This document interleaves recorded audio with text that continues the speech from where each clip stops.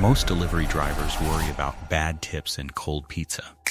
I was 17 when I started to worry about something a lot worse. I'd been doing the job long enough that nothing surprised me anymore. Same routes, same houses, same boring nights. But one rainy Saturday, past midnight, I pulled down a dark driveway toward a house with not a single light on. And just as I was about to get out of my car, a curtain shifted upstairs. Someone watching me, in the dark, without turning on a single light. I told myself it was normal. People peek out windows when a stranger pulls up. But then I saw the porch. There was already a pizza box sitting there, soggy, from a completely different shop. Someone had already delivered here tonight and left without getting paid. That's when I started asking myself, why would someone order 2 pizzas from 2 different places and not answer the door for either one? I knocked anyway. I heard movement inside. Then silence. I called the number on the order and heard the phone ringing right on the other side of the door like someone was standing inches away from me, just not opening it. Then a woman's voice, harsh, gravelly. Door's broken. Bring it around to the side porch. The side of the house had no lights, cobwebs on the door, no sign anyone had used it in months, and out in the tree line I couldn't see a thing. I dropped the pizza and ran. I've thought about that night for 2 years now, and I still can't fully explain it.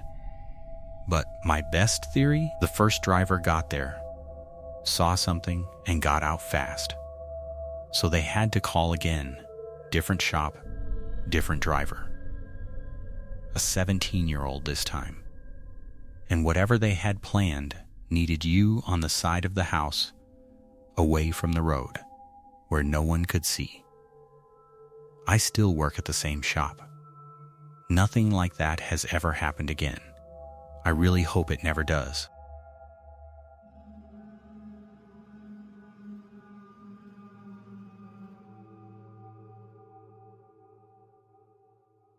I've done a lot of things alone in the dark as a park ranger.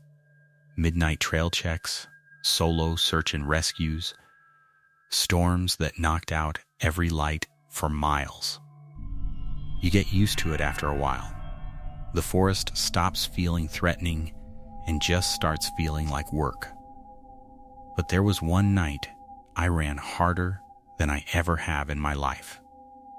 And I still don't fully understand what I ran from. I worked a wilderness area, large, dense, and barely visited. The kind of place where you could go days without seeing another person. That also meant barely any rangers.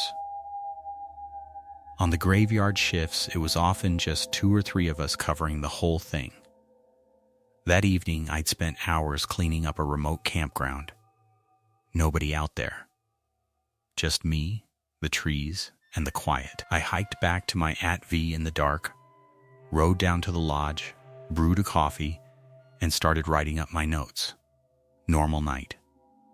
Then the radio clicked on. Another ranger asking if I'd seen anyone at the campground I'd just left. I said no. The place was empty.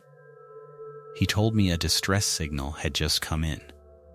An SOS from a satellite messenger right in the middle of the area I'd been at all afternoon. I almost didn't go.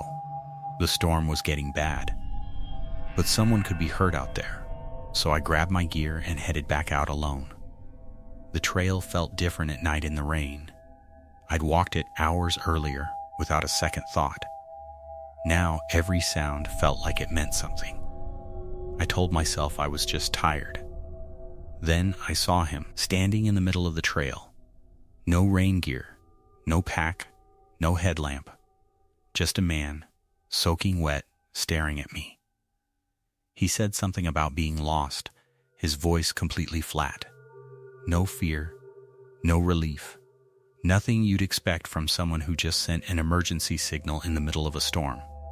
Something was wrong. I felt it immediately. The way you feel it before you can explain it. I told him to follow me back. He walked behind me, too close, too quiet. And then I heard it.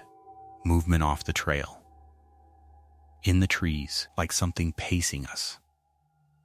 I turned around, and he was right there, lunging at me. I got away. Barely.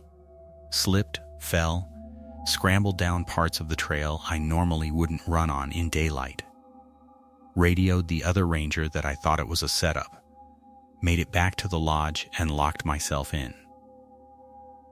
It took 10 minutes for backup to reach me, 40 more for an officer.